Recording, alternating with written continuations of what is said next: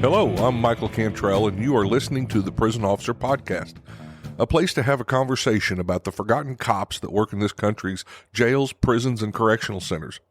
A place for me to try to make sense of a career spent working inside the fence with some of the greatest people that nobody sees or recognizes for the important job they do to keep this world safe. If you love this podcast, hit the follow button, or better yet, share with your family, friends, or coworkers. In more than 28 years of corrections, I have used or supervised Pepperball hundreds of times. Now, as a master instructor for Pepperball, I teach others about the versatility and effectiveness of the Pepperball system. From cell extractions to disturbances on the rec yard, Pepperball is the first option in my correctional toolbox. With ranges up to 150 feet and hoppers that can hold 160 rounds, Pepperball is perfect for controlling large crowds or group disturbances on your yard. Pepperball allows for non-lethal direct impact to control inmates who refuse to comply with lawful orders, and area saturation allows you to achieve buffer zones between groups, or use it for area denial to keep inmates away from security equipment and other accessible areas. To learn more about Pepperball, go to www.pepperball.com or click the link below in this show's information guide. Pepperball is the safer option first. This is a rebroadcast of episode 39 of the Prison Officer Podcast, Doing What's Right, Even When It's Tough, an interview with Glen MacDonald. Man, there's something really, really, really bad going on here. Yeah, they got a culture down there that's messed up. Oh, man, terrible. So how long did you stay at Coleman? Let me tell you a story about Coleman, though. So as you said, it was absolutely the dirtiest place as far as, like, contraband. So I don't know if you have ever heard of the Sharma case where the inmate. Not right off, but. Right. A lot of people don't know about that, and that's unfortunate because I think that would, if people knew about that case, it would, and actually looked at it and they'd actually talk about it in like training or something, it would really change people's mind about things. And it's unfortunate, but so I'm the, imagine that I was the SR1 lieutenant for probably just about 2 years, right? Imagine that. You know what time I was on.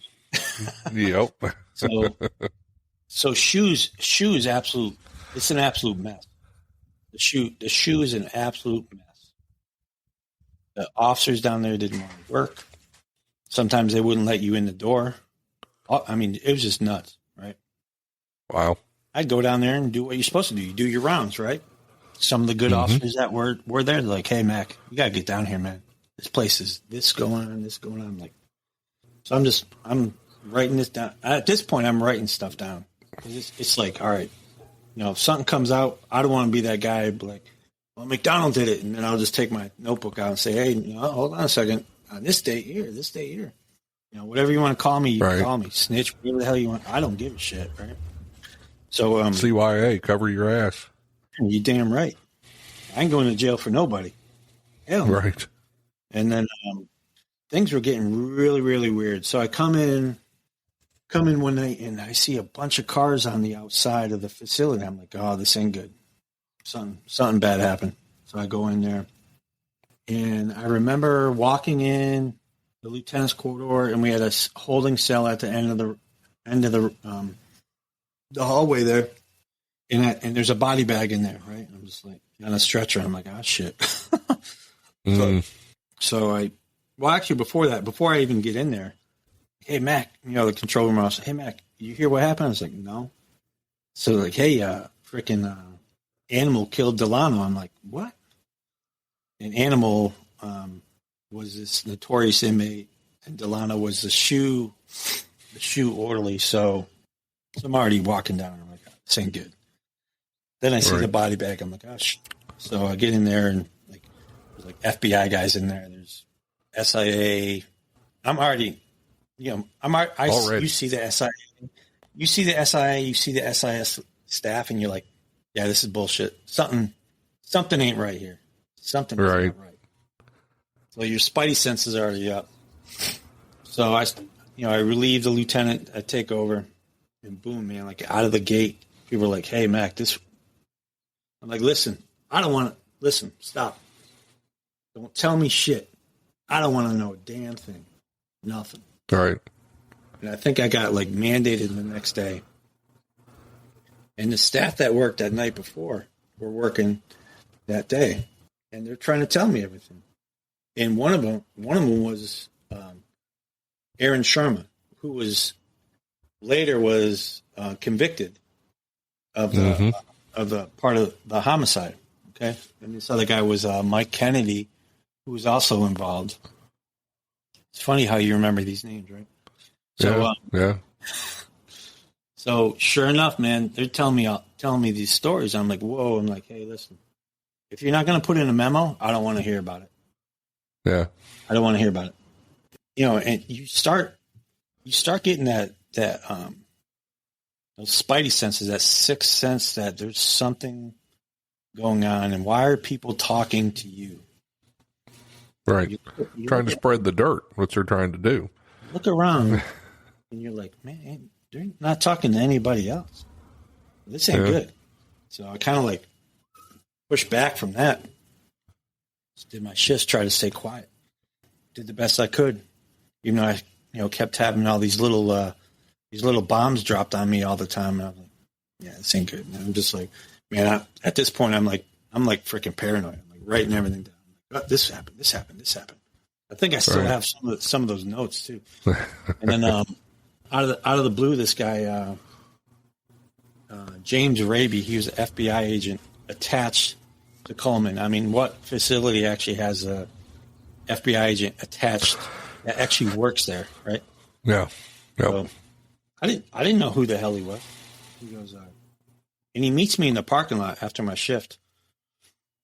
He goes, hey, Glenn. Hey, what's up? He goes, hey, shows me his badge. I'm like, oh shit. Right. Hey, I'm James Raby. I'm an FBI agent here at Coleman. And I'm just like, where the hell did you come from? Where do you work at? You know? And he goes, hey, I need to talk to you. Mike, it was rough. So I'm talking to him. You know, he's writing things down. I was paranoid, but I know it was happening. I was being followed. I don't know if it was the feds following me or it was staff following me. I wasn't sure. Right. You know, right. And I don't care. This shit happens. You know, it does. Sure. It happens. So I'm kind of like, man, this ain't good. This ain't good. And by then, my wife at the time, she leaves the bureau and goes to North Carolina to try and help her father, who was pretty ill. And she starts to work for the U.S. Attorney's Office, right? And she'd call me on my shifts at night. She's like, hey, be careful. I'm like, I'm always careful. What do you mean? She's like, I can't tell you anything, but just be really careful. I'm like, what the fuck are you talking about? You know, and then you pick up your phone and go click, click, click, click. You know, just weird shit like that.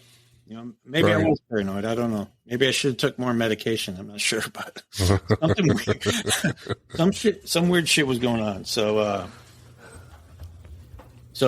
they end up pulling me in again, and this guy, cannot remember his name. He was in the whole case with the homicide ends up going the Civil Rights Division of the U.S. Attorney's Office. Okay. This dude pulls me in with Raby.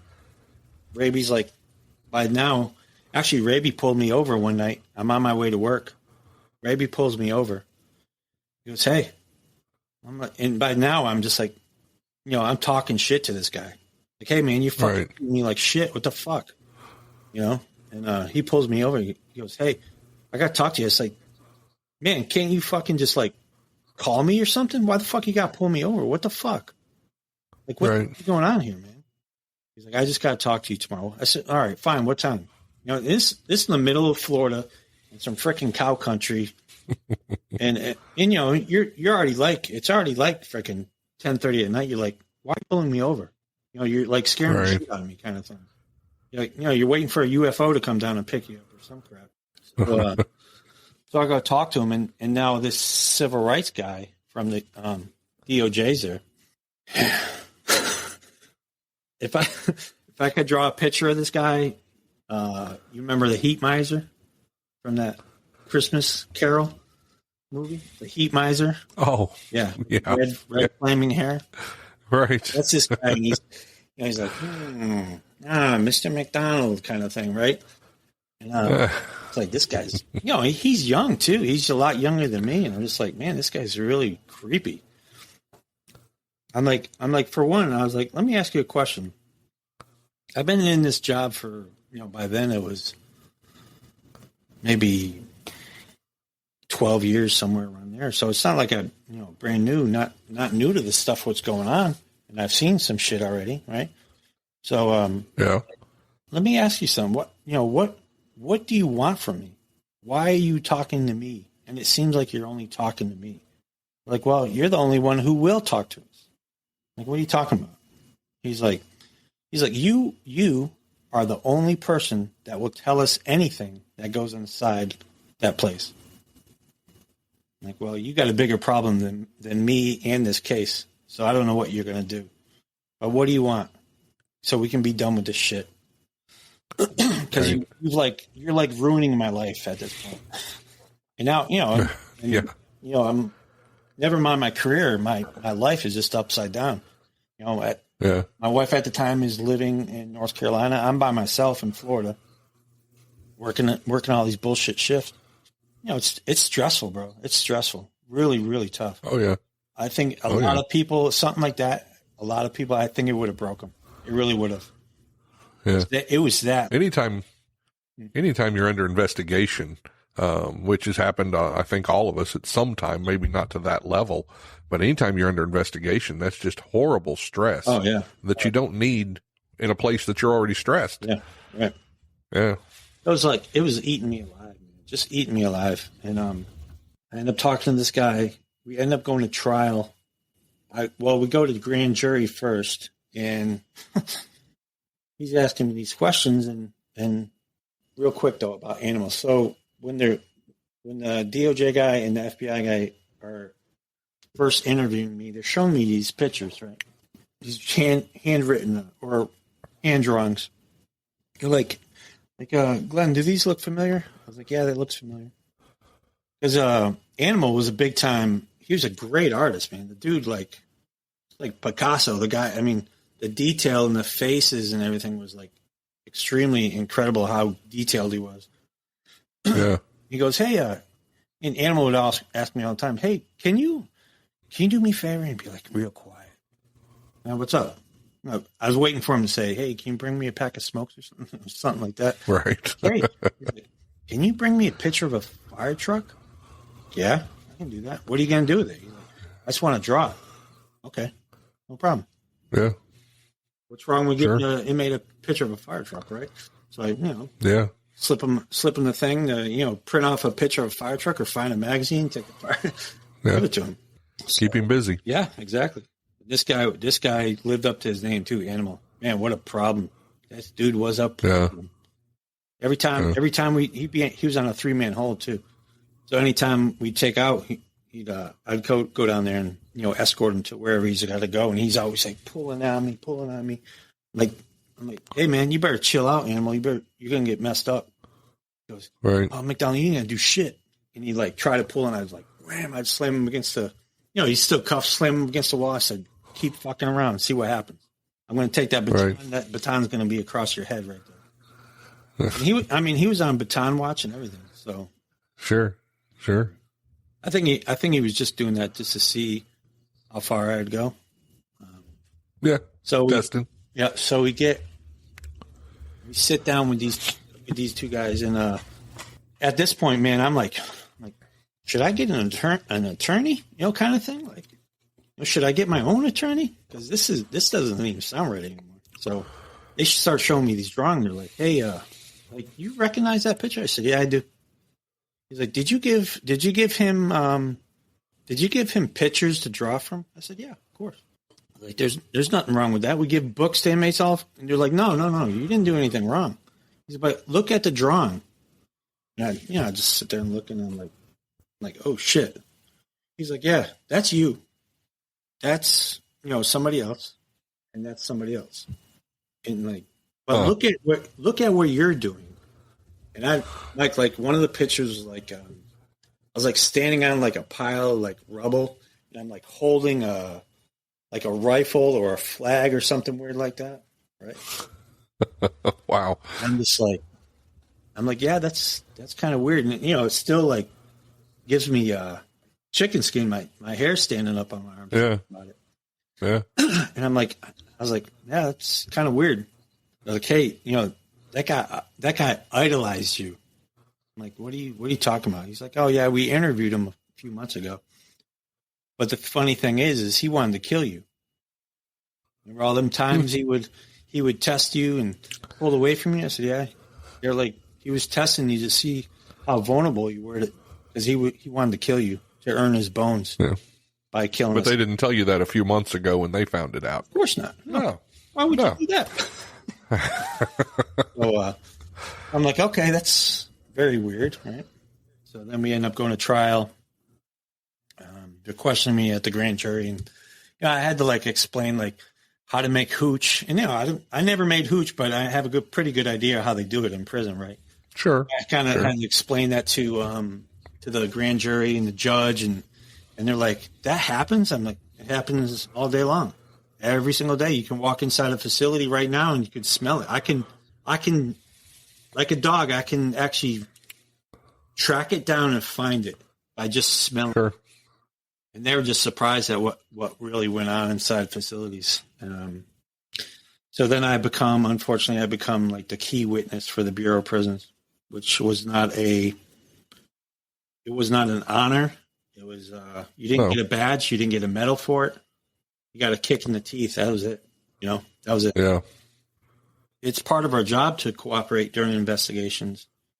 And, it says it right there in our ethics. Mm-hmm.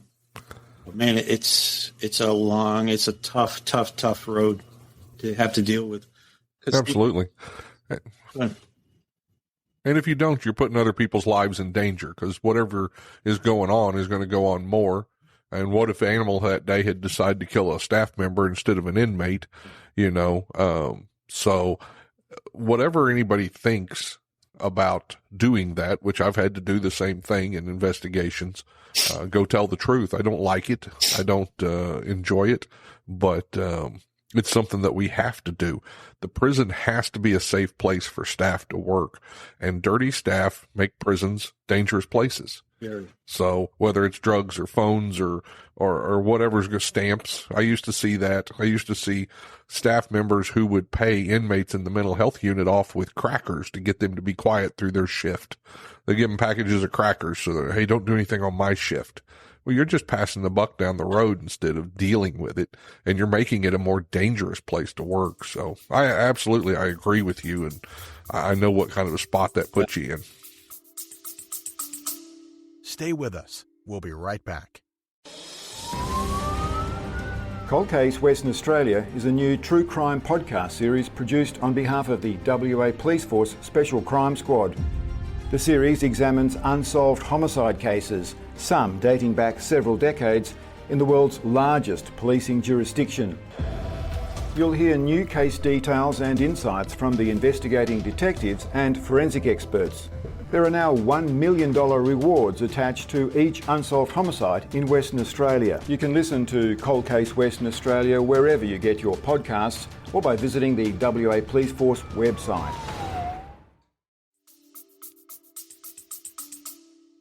And then, so then we end up going to trial, and a lot of people don't understand, like, if you've ever been through training, like the legal part of training, or any type of like supervisory type training in the Bureau, they tell you, like, hey, if you ever go to court or anything like that, they're going to look at your training records. They're going to bring people up from your past that trained you. Mm. Guess what? Oh, you know what? I mean, since you were a trainer like I was a lot, the signature sheets at the bottom, guess what? Uh-huh. They miraculously show up after years. Sure. Years of training. Sure they do. So we're at court, and they're showing me these. They actually had two guys. So I'm in the like kind of like the break room or wherever they had the witnesses, I was talking to these two guys. They're both Glencoe instructors from FLETC. Uh-huh. I'm like, what are you guys doing here? And, just small talking. Like, oh, yeah, they're bringing us up for, because, we gave the initial use of force class to Sharma, to Aaron Sharma. Uh-huh.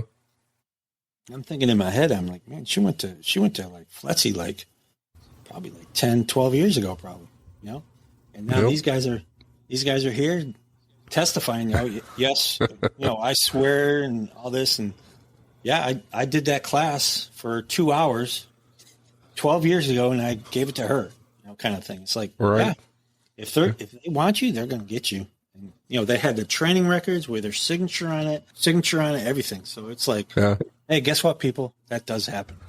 It does. It does. Oh, happen. absolutely. And now, now everything is computerized.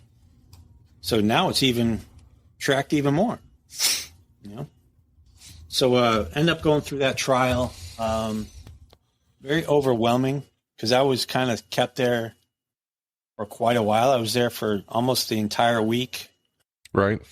They end up convicting her of being they basically made her like the mastermind of the homicide, and they used McCullough,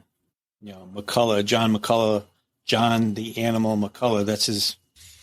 If you've never if you want to read an interesting story, read that guy's bio. You can Google it too, John McCullough or John the Animal McCullough, and it'll tell you a pretty long story. Yeah. So, and some very interesting facts in there too. So, she ends up getting life in prison, right? Life, yeah. Wow. And at the time, her husband works there as he's an officer. Oh, kind of weird. This guy, his wife's going through trial for a homicide of an inmate, but this guy's still working. Yeah.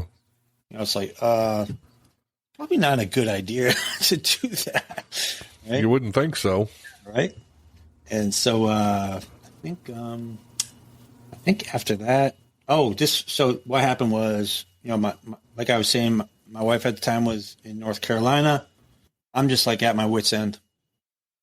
I was applying when she initially went up to North Carolina. I was applying for unit secretaries to, captain jobs, whatever I could get. Sure. Anywhere in between, Sure. I was trying to get it. It just so happens none of them I qualified for. I'm like, here I am with 15 years of bureau experience, and you won't take me as a unit secretary in North Carolina. Like, I can probably run circles around you guys pretty easily. And at the time, you're qualified if they want you. You're not qualified if they don't want you. Yep. And we've all seen that. What a bunch of bullshit that was, I tell you. Yeah. And at the time, this guy Tracy Johns was the warden. That guy attempted to destroy my career, and he did a pretty good job at it. It definitely put me in a holding pattern for quite a while. Because when I was still there, I was still like all these things going on. I'm involved in this trial now. My name is like mud. The people that actually respect me and like me actually do, and the other people don't give a shit about me. And they're trying everything. I mean, the way I felt, they're trying everything they could to just ruin everything for me. And they did a pretty good job for a while. So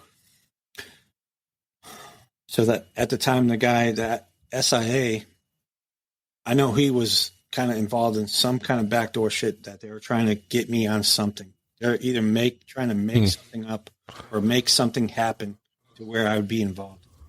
So all these weird things were happening. Because I was at Coleman for almost 5 years, so that's a long time. And I was at the USP the entire time, except for the last 6 months. I'll tell you about that. But all these weird things were happening. All these incidents on my shift were happening. And this one inmate comes up to me. He's like, "Hey, MacDonald," he's like, I want you to know, we're making sure you're going to be all right, but you got to be careful." It's like, you hear an inmate say that shit. You're like, what the fuck is going on? To this day, that was an FBI agent inside that prison. Definitely. And probably, I want to say it was a couple weeks later, that inmate was gone. Right? I was like, yeah. The SIA brings me over, go over there, and he's in the admin building, which is already creepy enough. So I get over there, and he's questioning me about some use of force incident. I'm like, no, it didn't happen like that. Blah, blah, blah, blah, blah, blah. He goes, well, just want to let you know you're under investigation for excessive use of force. Okay. I said, bring it. Bring it. Right. Because I know, at that time, Mike, I didn't care. I was like, you're full of shit. You're a fucking liar. F you. I didn't care. What are you going to do? Right. Hire me? Send me to Coleman? Okay. What else could go wrong, right? So then I kind of like set this dude up because I know he's full of shit. So write a memo about the incident. I go over there after my shift. I slide it under the door. Oh, actually, before I knew he wasn't there. I knew he wasn't there that day. I go over there. I said, "Hey, how you doing? Hey, do you mind time stamping this?" She's like, "Sure, no problem." Boop boop. Time stamps it. So I have this timestamp saying when I turned in this memo. So right. Got it. Put it in my pocket.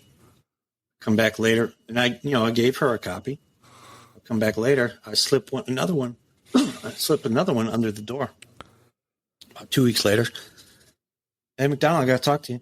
All right. Go over. By now, I'm walking around with a handy dandy little briefcase type of thing with all my documents in it. That's how bad it got.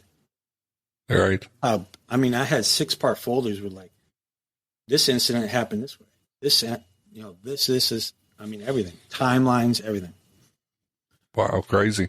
Oh, bro, it was rough. So, I get over there and he's questioning me. He goes, well, you never reported the incident. I said, hold on a second. I said, this? Are you talking about this? He's like, where'd you get that? I said, no. I said, see this timestamp on here? When I turned it in to your office? And he was like, God damn it, MacDonald. You fucking set me up. I said, you're a piece of shit. That's it. You're a piece of shit. I said, so what else you got? What else you got for me? Because you're not going to get me. You're not going to get me. At the same time, I'm trying to get out of there. I'm trying everything. I'm at ART at training, and there's like 300, 400 people at every ART for Coleman. It's just a huge place. Mm-hmm. There's like a ton of people there. Right. I'm still, I got fired from DCT. Imagine that. So I was still a firearms instructor, still a DCT instructor, things like that. But it wasn't coming around like it used to where I could train all the time. Right. I'm talking to this guy, Captain Smith from the medium. He just got there. So he's doing a class. New guy probably doesn't know who's who. Probably heard my name, but he gets done with his class, and I go outside with him. I said, "Hey, Cap, it's like you gotta do me a favor, man. You got many?" He's like, "Yeah." He goes, I said, "Hey, you gotta save my life." I'm like, what are you talking about? I said, "You gotta get me the hell out of that USP." I was like, "I'll tell you about it later, but I can't tell you about it now. Man, you gotta save me, man. Just get me the hell out of there. I need a break." Right. So he ended up getting me over to the medium. And it's weird how, Coleman's big, but it's still small. Yeah. And if you're stuck in that USP world, you're just stuck. Mm-hmm. Right. And I get over to the medium, some great group of lieutenants, and they're like, hell no, I'm not going to that USP. Hell no.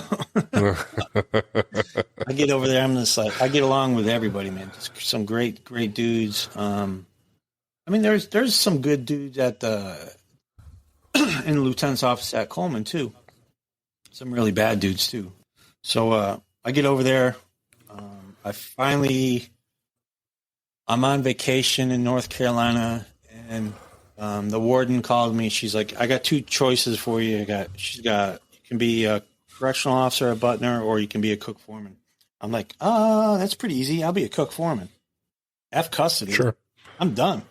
I know. With Cook Foreman, I'll be skating. I'll have a good time. 15 years in the bureau, no problem. So I get that job. I immediately transfer as quick as possible. Right. So I get up there and nobody knows who I am. I like just show up out of the blue, and right. Guess who the warden is? Tracy Johns. Right. Oh Lord. Yeah. So I show up. I'm 15 years. I was probably a lieutenant, probably 7 years, somewhere around there. GS-11 lieutenant, coming from a really, really violent USP. Sure. I got a couple nicks and bruises on me, but I'm gonna go. I'm like, all right, hit the reset button. I'm gonna do good. I'm gonna get back on track. Right. So they assigned me to the low at Butner. I'm in there my first day. Had my nice light blue shirt on, my blue pants. The old nasty uniforms. Had my tie on. Oh, I was all AJ squared away, right? So yeah. So I'm standing main line and talking to a few people. And Mike, nobody knows who I am. Nobody knows. Yeah. They didn't know I was a lieutenant. And they were like, "Oh, when did you start?" I started not too long ago. I wasn't really like in the mood to really tell anybody why I'm there, but that I've been around forever. And right. And all of a sudden, I see Tracy Johns standing main line, and in the front in the front of the dining hall, it's just a bunch of big windows, so you could see clearly out to the compound. He's standing out there. He looks at me. He shakes his head. You could see him just mouthing the words. Yeah. I'm like, yeah, like, I got you, buddy. I got you. Don't you worry. So I'm seasoned guy. The administration, the food service administrator, we all got along really great. Always hit me up with questions about security and this and that. So things were going really well. I see they post because at the time I want to say they're opening the new medium at Butner, and I think for some odd reason they needed two other captains, right? So I put in my captain packet, right? And right. IBQ, and everyone's like, "Who's this MacDonald guy? Who's this MacDonald guy?" Nobody knows who the hell. All lieutenants. Like one lieutenant figured out who it was. He goes, how long you been in the bureau? I said, 16 years now. Where were you before this? Coleman. What'd you do? I was a lieutenant. Where? I said USP 1. Like, now I figured you out. Oh, you've been hiding. You've been hiding really good. I was like, oh, it's what I got to do, man. I got to protect myself. Right. Like he's like, don't worry. I already heard. I heard what happened down there. I was like, okay. So what do you got? What do you got to say to me now? Oh, I ain't got nothing to say. He's like, you're a good dude, man. I ain't got nothing bad to say. And he named off a couple names I knew. I was like, yeah, good dude. So I BQ. That same lieutenant comes up to me probably a month later. He's like, hey man, you BQ'd for that job, right? I was like, I know. He's like, Captain Smith wants to talk to you. Okay. I go up see the captain. He's like, MacDonald, you're a cook foreman. How'd you BQ for a captain? I was like, Captain, how long you been in the bureau? He's like, 10 years or something like that. I was like, oh, that's nice. I was like, where'd you work before here? He's like, oh, I've been here at Butner the whole time. I said, oh, okay, I got 3 other joints under my belt already. And he's like, He's like, what? I was like, yeah, I used to be a lieutenant at Coleman and this and that. Coleman or a lieutenant here, and I worked here and worked there. He's like, oh man, he's like, that's some good credentials, but I don't know if you're going to get this job. Going from a cook foreman to a captain, I doubt it. And a couple, once the, how the promotion thing goes, and like that, sure. That lieutenant comes up to me. He's like, hey man, he's like, John said you ain't got shit coming. And, I tried to go back to a lieutenant. I just had nothing coming to me, which was, understandable. That's fine.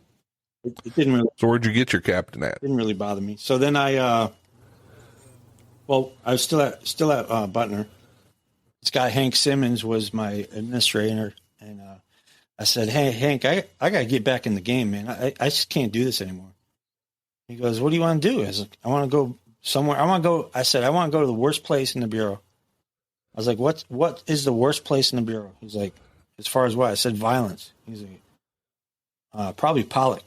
He's like, oh, they just had a homicide, a couple weeks ago or whatever. I'm like, I want to go there as a lieutenant. He's like, all right, let me make some calls. And I apply and I get picked up for Pollock, which I absolutely love. Pollock it was awesome. Just awesome. Right.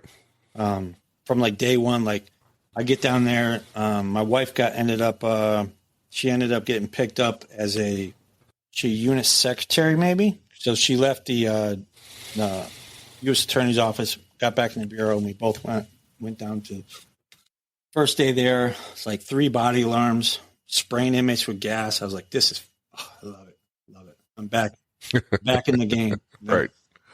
Sweating my ass off. It's like freaking boiling ass hot. Oh yeah. Having a good time. Meet a bunch of great guys and gals. Things really clicked down there, man. Really clicked. And Donnie Cartret shows up, who is one of my mentors from back in the day.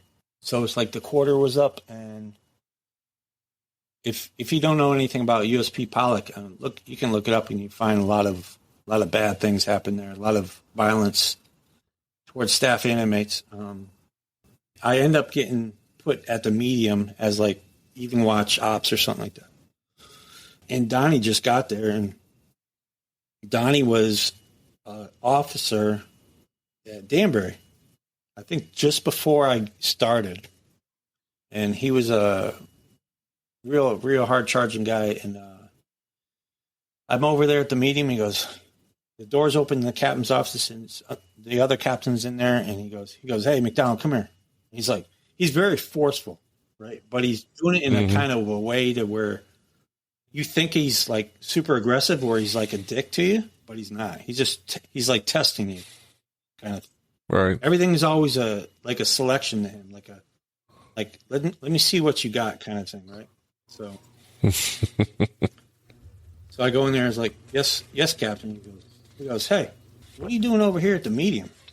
Like, this is my assignment. He's like, as of tomorrow, you're going over to USP. I need my compound back. I look at the other captain.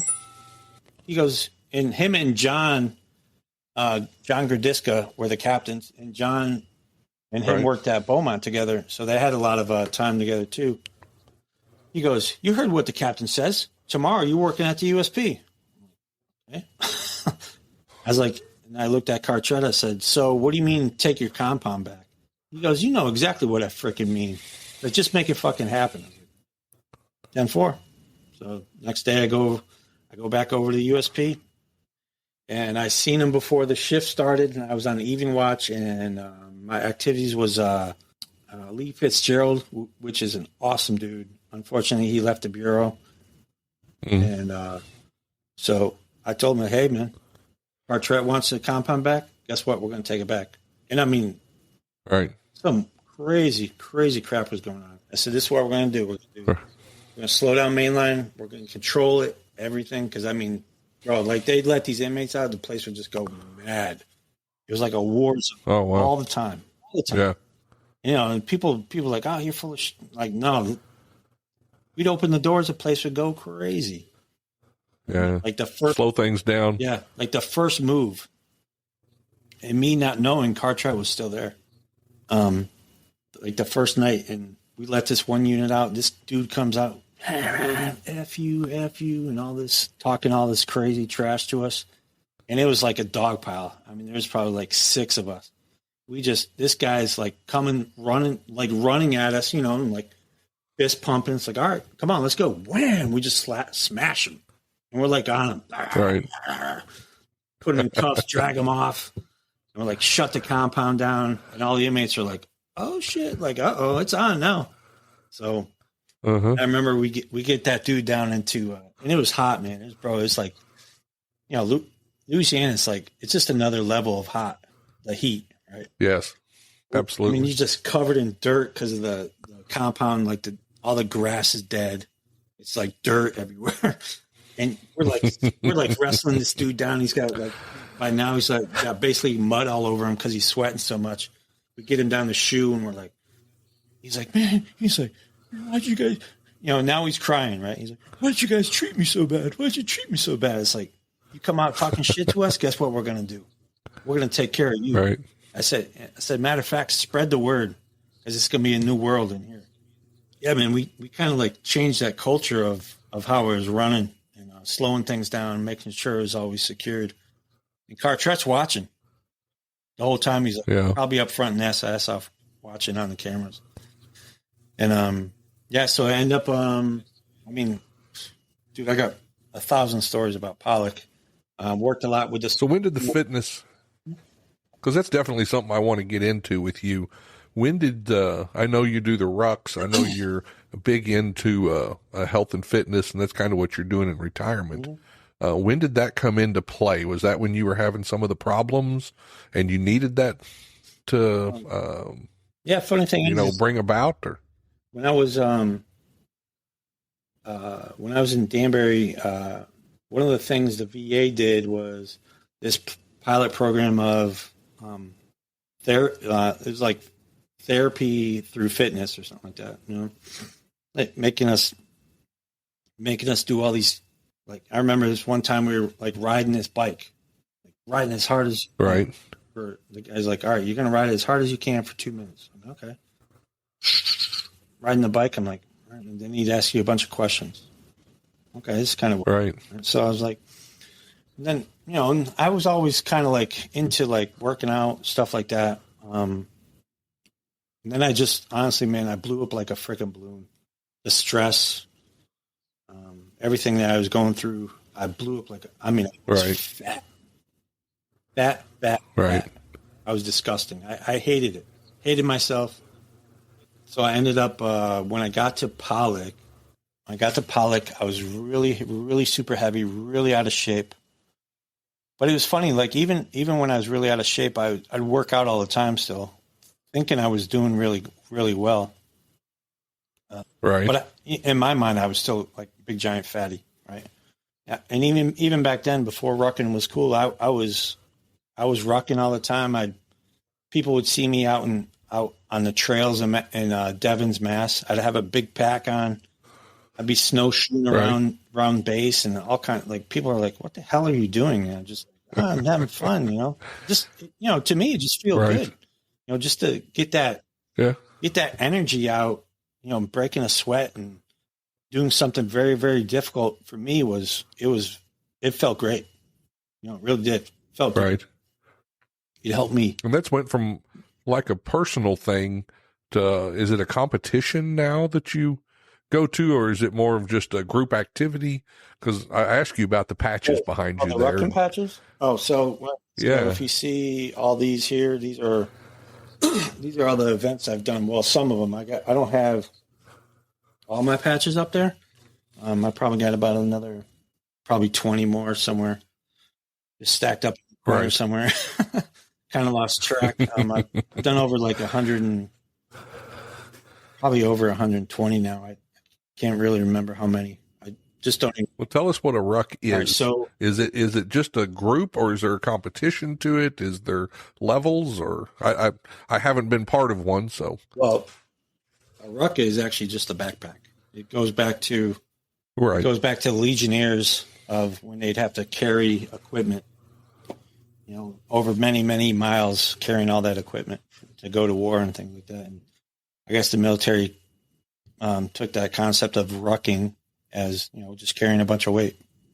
And then in the Marine Corps, the job I had in the Marine Corps, even as a cook, guess what? Well, we called it in the Marine Corps. Imagine that. We called it humping. We'd have to hump our gear. Right. So we'd go on these humps all the time with all this freaking equipment. It would break you off. It'd break you in half. You'd be like, damn, it's hurting. So I ended up, kind of like when I got out of the Marine Corps, it'd be like, I remember how good that felt.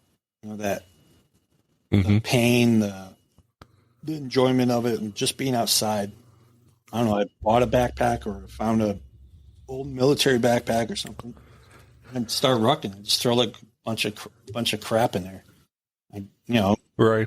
Start rucking around, be like, oh, this still feels good. It hurts, but it still feels good. And then I just kind of kept with it. Yeah. And then when I was in Pollock, I met a couple guys. Well, I met this one dude, Rory Perry. He was an officer. And at the time I was like really big into helping veterans and part of this veterans group called Team Red, White, and Blue, which they help veterans through physical activity to help them get back into society, things like that. And I was like, man, this is like a no-brainer, right? Sure. So I met Rory and said, hey, man, and Rory's he's a combat veteran from the Battle of Fallujah, which is like one of the worst battles the Marine Corps ever had in Iraq. Absolutely. So we talk all the time, and I really, man, I was like, I love that dude. Like, freaking love him. He's just an awesome dude. Had a lot of trouble, a lot of PTSD issues, things like that, and I do my best to help him out the best I could. Really struggled with a lot of things. So I said, hey, man, let's do something really hard. He's like, all right, let's do it. And Rory's jacked. He's like, he's a short guy, freaking jacked, right? I was never a short guy. Right. I was a PCT fatty, right? So, I was worried about pizza and stuff like that. And this guy was just like eating freaking cinder blocks. So we start rucking. I'm like, hey, man, let's, and at the time, I think I did like a Tough Mudder and like a Spartan race or something. I was like, wow, that was really hard. Right. That was so hard. It's like, no. Yeah. So I'd always look at what's the next hardest thing. And then I found this company called GoRuck. So it's a company built by this guy who was a Special Forces Army guy. And he'd make these backpacks, right? And then it went to a backpack challenge where you take that ruck and you put, depending on what your weight was, you put a certain amount of weight in there, and you'd show up in the cadre, which would be like him or a few other people. Because at the time it was so small. It was just a small group of people. Right. Underground type of thing. And they would show up, and all these guys were like special operations guys, like Navy SEALs, Special Forces, at the time, Marine Recon. And these guys would just put you through absolute freaking hell, and you'd have to wear the backpack. Right. All the time. Ding, ding, ding. This might be winner for me. So we find an event in New Orleans, downtown New Orleans on, I want to say the day before Halloween. So basically, just like one of my anniversaries of like, I can't remember how many years I've been doing it now, for like 11 years probably. Right. Since then, I just like, I just love it, man. It's so painful. Yeah. I mean, I'm 53 now, and it really takes a toll on me now, big time. So I really stayed the best I could. I stayed and really tried to stay in the best shape I could, even, aging as I was, still working full time. And I would always, I'd find an event, wherever, somewhere. And that, when I first started, it was pretty, they'd have, within a year, they'd have probably like 300-400 events throughout the country. I'd find the closest one to me. Yeah. And it was really big. It was pretty popular to go to New Orleans because everybody loves New Orleans when I was working at Pollock. Yeah. And they'd have events there all the time. So every event, I'd try to go. And at the time, give you something outside of work to. Oh yeah. Give you something outside of work to look forward to and train for. And that, and that's. Yeah. I did the same thing for a long time with the heavy games and the Scottish Highland games. Right. And it was just something I could think about at work to get that off my mind. So that was working the same way for you. And I see a lot of staff now. Especially when I left, man, they were just like, they don't do anything. It's like, right. Oh, what'd you guys do last night? Oh, I played video games all night.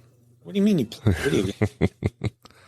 Like, you come in here and you're sitting in front of a computer all day. Or, dude, you got to get outside and do something, right? And then I got into CrossFit pretty big.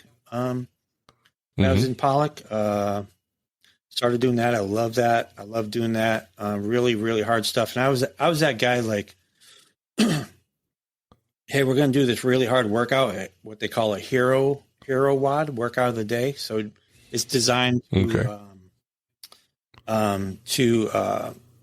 memorialize a fallen soldier or a Marine or anybody. So, and a veteran, if you've never done a hero WOD, they will kick your ass. Right? They're built to be very, very difficult.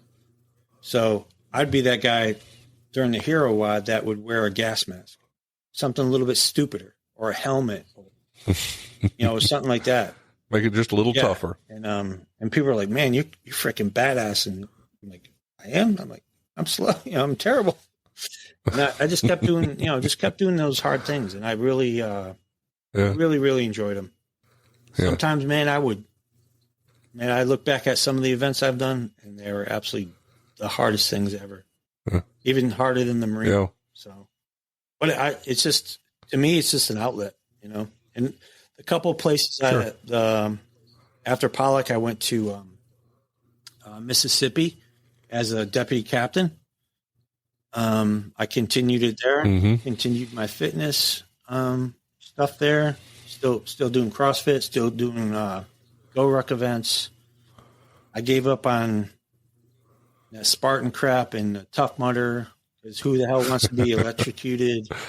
I mean, if you're looking to do something, the hardest thing you will ever do for fitness is go do a GoRuck event.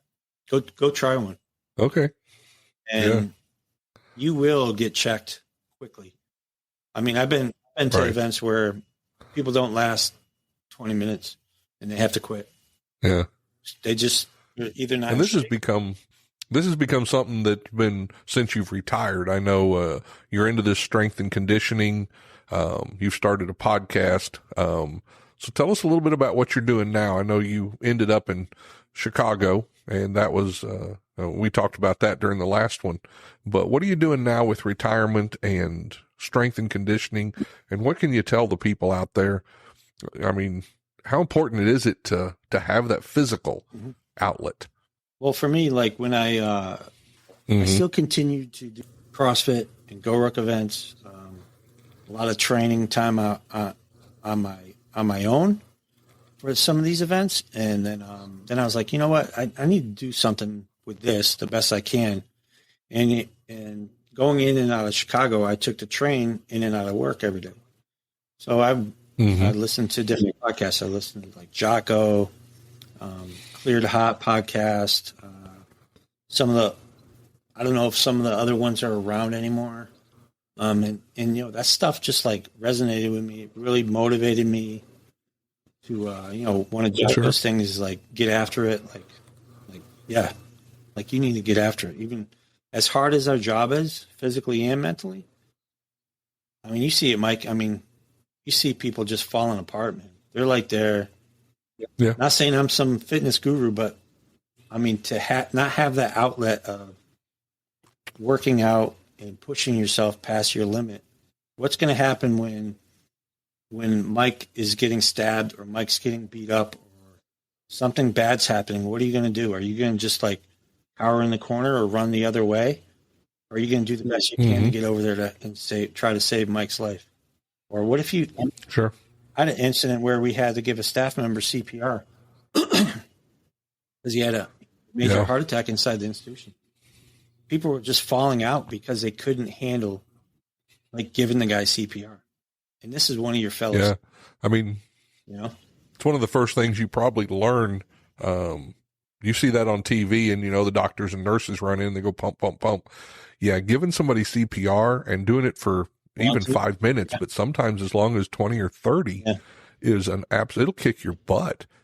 Yeah, absolutely. You got to be prepared for that stuff. I remember running across a compound in Pollock. It's 1,000 degrees, running across an incident, and Pollock was a pretty good There's 2 rec yards between It's a big the one. lieutenant's office and the closest housing unit. Running across there and going as fast as you can, because you can hear a staff member kind of their voice is elevated inside a unit, or something bad's going on. You're running across there, your adrenaline's already pumping like crazy. You're like, what am I going to walk into? And you get in there and you're already whooped. Guess what? You're just another liability to me. Yeah, absolutely. You are definitely a liability. And if you're not ready for something like that, it's something that is really unfortunate, because people just don't, I think they take it for granted. Like, I'll be all right. No, you won't. And Yeah. if they're not doing, It sounds like it sounds like one of the things you've done, and I read an article not too long ago about being comfortable being uncomfortable. I like. And you kind of like making yourself uncomfortable so you're comfortable when it comes time. Yeah. Oh yeah. Yeah. So riding back and forth from Chicago, listening to the podcast, I was like, you know what? You never hear anything about correctional staff. From what I remember before I retired, you were already retired. I don't know if we were talking like on email maybe, you're like, hey, I'm going to start a podcast. Mm-hmm. I'm like, oh, that's cool, And then I remember, I don't know if you sent it to me or I found it, and I listened to like your first or second one. I was like, man, that's a really freaking good idea. And you kind of talk about more like the policy of it, the training, do's and don'ts of that. And I try to, I think my podcast, I try to more talk about the stories and what people have gone through, and let them talk about it, because I know for myself, it's really helped me as far as like getting the things that, like that story about Coleman. I mean, it still affects me to this day. It does. Oh, I'm sure it does. And people are like, shit, that doesn't bother you? I'm like, yeah, it does. Some bad things happen there. Bad things, you see some of your friends that got hurt through the years, or not just physically, but mentally. I mean, like I retired. What's today's 30? Hey, today's my 1 year anniversary. Imagine that. So today's my 1 year anniversary. There you go. Congratulations. Thank you. And our chief psychologist from Chicago, great guy. He's a psychologist. The guy has a hard time just talking about what happened. Like I had lunch with him probably 2 or 3 months ago now. And I'm like, dude, where have you been, man? Because me and him were really tight, and we really worked well together. He's like, I can't do it. I can't talk about it. I can't, I wasn't even bothering him about being on the podcast or anything like that. He's like, I can't deal with it. He's like, I can't adjust back to this life. And he's a chief psychologist. It's like, like, what do you mean? Yeah. Like, if you're having trouble, what's wrong with us? Yeah. So, Oh, it changes you. It absolutely does. And sometimes there is no going back. We make the best out of it, but we leave prison a changed person. Mm-hmm. You're not gonna be the person you were when you first walked into it. So, well, thank you, Glenn. I appreciate you coming on here. Can you tell us where they can contact you or find your podcast? Okay. So my podcast, you can look it up on either Facebook or Instagram. It's under Mainline Strength and Conditioning Podcast. And it's on also, I have a YouTube channel that has all my all my interviews right now. So go ahead and take a look at it. Let me know if you ever want to talk to me about another podcast, or if any of the people you've interviewed. I know you've talked to quite a few people. I would love to, tell them how I feel about things. I just love it. I don't know, man. It just feels good to talk about it. So. Yeah, and it's good for us. And I think it's good for the people that are listening, because they get to understand, you're not the first person who's ever dealt with some of that stuff you did at Coleman. There's a lot of staff out there who've had to make those decisions. Yeah. So I think when we talk about this and when we bring it up on these podcasts, it makes it easier for everybody. So I thank you for that. I thank you for sharing your stories. And real quick, we'll talk at you soon. Oh, you got something? Go ahead. So if anyone who's a current employee or, even if you're retired, if you, you can look me up, and if you're having trouble with your like fitness and you want to get back in shape, or you want to get ready for SORT or DCT or anything like that, let me know, and we can talk offline, and I can build you a program for a very minimal fee, because I'm not looking to make any money. I'm just trying to help people of getting you back in shape. So I just love to it's a great resource. I appreciate that. Just let me know if you need anything. Mike, That's let great. me know, man. Okay. I appreciate it. We'll talk again soon. Well, Thank you, take Glenn. care. I would like to take a minute to thank one of our sponsors that make the Prison Officer podcast possible. Omni RTLS is a company that I've been working with for the last year. I am proud to be part of this team of correctional professionals who have developed the best real-time locating system on the market today. With Omni's real-time location technology, you automatically know the accurate locations and interactions of all inmates, staff, and assets anywhere in your correctional facility, and you have this information in real time. Omni is cutting-edge software for today's jails and prisons. It is the only way to monitor every square inch of your facility while still being PREA compliant. Go to www.omnirtls for more information and to make your facility safer today. That's www.omnirtls.com. If you enjoy these podcasts, the best way to support the Prisoner Officer Podcast is to share these episodes with your friends or family on social media. Let me invite you to visit www.theprisonofficer.com. If you haven't already, check out the Prison Officer Podcast on Facebook and click that little follow button. Or leave us a message, or better yet, leave us a review. And if you're listening to us on Apple Podcast, Google, or Spotify, please click the subscribe button. Till next time, I'm Mike Cantrell. Watch your back, and please take care of each other out there behind those walls.